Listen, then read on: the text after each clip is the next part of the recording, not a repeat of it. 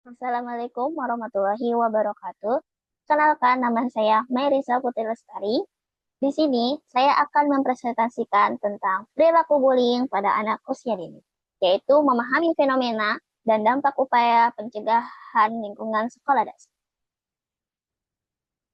Yaitu, yang pertama, memahami fenomena. Satu, salah kaprah atau bercanda, yaitu banyak orang dewasa, guru, atau orang tua menganggap aksi dorong-dorongan atau ejek-ejekan itu adalah hal yang lumrah bagi anak usia dasar. Padahal itu adalah eh, perilaku bullying.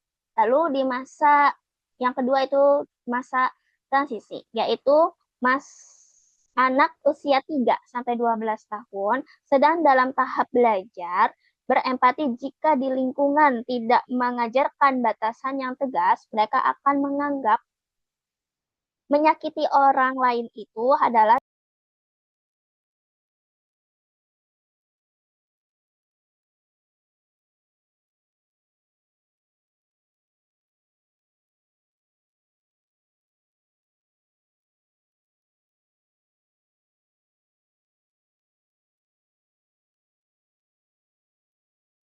Assalamualaikum warahmatullahi wabarakatuh. Perkenalkan, nama saya Mary Saputi Lestari. Di sini saya akan mempresentasikan tentang perilaku bullying pada anak usia dini, yaitu memahami fenomena, dampak, dan upaya pencegahan di lingkungan sekolah dasar.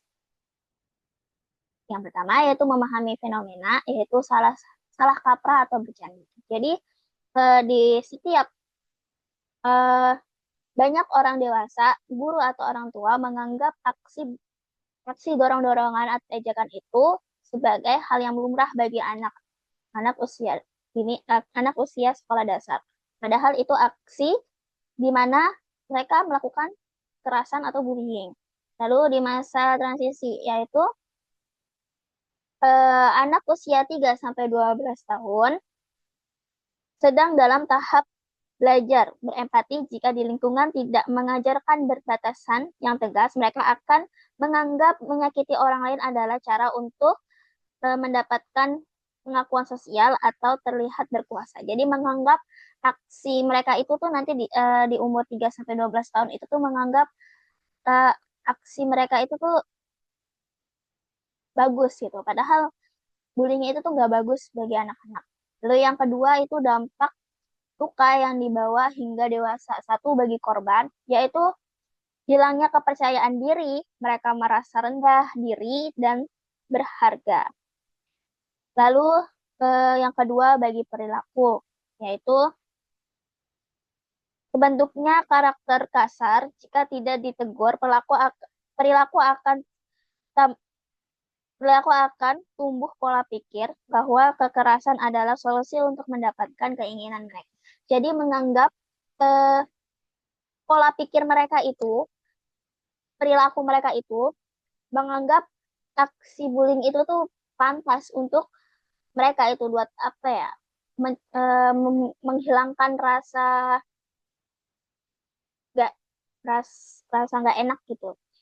Padahal membuat aksi bully itu membuat stres hilang gitu. Padahal tidak gitu. Malah me- main masalah. Lalu yang ketiga itu masa sosial, yaitu sulitnya membangun hubungan yang sehat dan tulus di masa dewasa. Karena terbiasa mendominasi orang lain secara negatif. Jadi menganggap eh, di nanti pas dia dewasa menganggap orang-orang yang di dekatnya itu tuh gak baik gitu buat dia. Menganggap itu negatif terus tuh. Pengennya tuh ya berantem terus lah ibaratnya. Lalu yang ketiga upaya pencegahan, yaitu di sekolah dan guru, yaitu membuat aturan di mana tuh tidak ada bullying di sekolah maupun di manapun tempat itu. Dan harus ada namanya bimbingan konseling, yaitu guru BK. Lalu yang kedua orang tua, yaitu membangun komunikasi terbuka terhadap anak usia SD supaya dia tidak takut untuk melapor pada yang lebih dewasa. Jadi kalau misalkan dia dibully, dia tuh jangan takut gitu loh, jangan takut untuk melapor kayak ke orang tua, lapor ke guru, lapor ke yang lebih dewasa gitu. Lalu yang ketiga itu siswa, yaitu menanamkan nilai pendidikan karakter agar mereka tidak hanya menjadi penonton saja saat temennya itu dibully. Jadi ketika temennya itu dibully, misal si A sama si B. Si A ini tuh lagi dibully sama temennya ini, temennya. Nah, si B ini jangan sebagai penontonnya saja, sama cuma ngeliatin, ah temen aku dibully, nonton aja tuh, enggak, jangan. Tapi kita sebagai teman, sebagai yang melihat itu tuh langsung melapor ke guru atau ke lebih dewasa, orang dewasa. Lalu yang lanjutnya yaitu apa itu bullying, yaitu salah satu bentuk kekerasan yang sering terjadi di lingkungan pendidikan sekolah dasar, yaitu realitanya sering dianggap hanya bercanda. Jadi menganggap bullying itu ya cuma bercanda aja, cuma ya hal bercandaan aja oleh orang tua, guru, padahal sedang termasuk kategori perundungan. Itu nggak baik ya. Kita sebagai pendidik, pendidik atau nantinya menjadi orang tua jangan menganggap si mereka itu ya cuma bercanda, tapi itu aksi yang dimana di mereka melakukan kekerasan kepada temannya sendiri. Dia harus menghindar. Lalu target anak usia 3-12 tahun atau masa kritis perkembangan sosial dan emosionalnya dampak jangka panjang mempengaruhi kepribadian dan kesehatan mental anak di masa depan.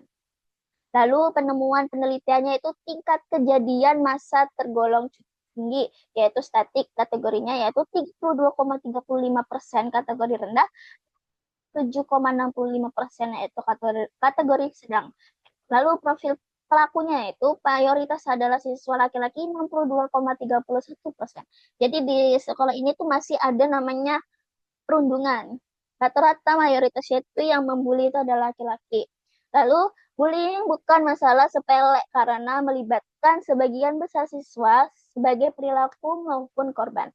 Jadi, jangan melakukan bullying, jangan melakukan masalah karena eh, sebagian besar yang membuli di siswa mau yang dia dibully dan yang ngebully itu jangan sampai.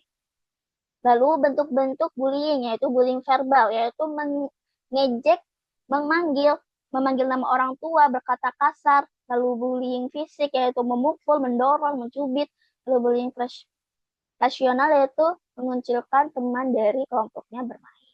Jadi kita sebagai nanti eh, pendidik atau nanti sebagai orang tua harus tahu nih, jangan sampai anak ini tuh melakukan hal bullying ini, kayak mengejek, memanggil nama orang tua tuh nggak baik, terus berkata kasar, terus memukul, mendorong, mencubit, dan mengucilkan temannya dari kelompoknya bermain. Jadi jika misalkan ada temannya nih yang si A lagi main sama teman-temannya, terus si B pengen main, tapi si A jangan menjauhkan temannya si B ini supaya jangan jangan diajak main, dia ke ini jangan gitu, tidak baik.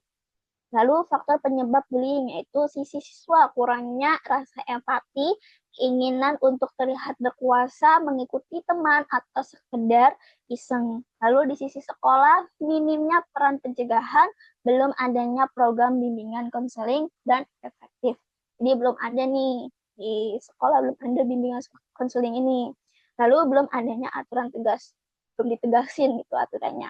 Lalu sikap dewasa yaitu guru atau kepala sekolah yang menganggap bullying sebagai candaan anak-anak memparah situasi. Jadi jangan menganggap nanti kita sebagai pendidik atau nanti sebagai orang tua menganggap ya bullying itu cuma bercanda, orang dia cuma main-main doang, tapi hasilnya dia membuli, itu tidak baik. Lalu simpulannya itu bullying di SD didominasi oleh verbal dan rasional, rendahnya empati dan pengawasan. Lalu langkah strategisnya itu menanamkan pendidikan karakter dan empati, menciptakan lingkungan yang aman dan saling menghargai. Sinerginya yaitu kerjasama antara guru, orang tua, dan siswa untuk membangun budaya sekolah bebas bullying. Itu saja presentasi dari saya. Bila ada yang salah atau penjelasan yang kurang jelas. Mohon maaf yang sebesar-besarnya. Wassalamualaikum warahmatullahi wabarakatuh.